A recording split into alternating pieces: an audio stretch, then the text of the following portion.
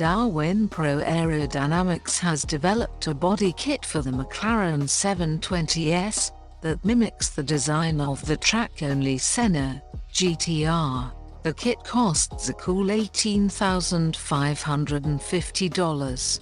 The company has revised the fascia of the 720S with a new carbon fiber splitter and redesigned carbon fiber components around the headlights. The sharp carbon fiber canards just like those of the Senna GTR and comes with a carbon fiber hood.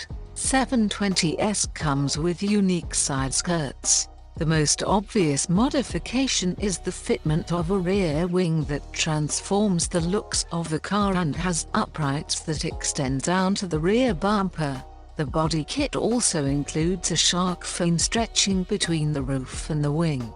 It is easier to distinguish this body kit from a genuine Senna GTR. This is particularly evident at the rear end where the wing had to be designed to fit above the standard adjustable rear wing of the 720S. If you own a McLaren 720S and want to give it the race car looks, then Darwin PRO Aerodynamics is the one to go for.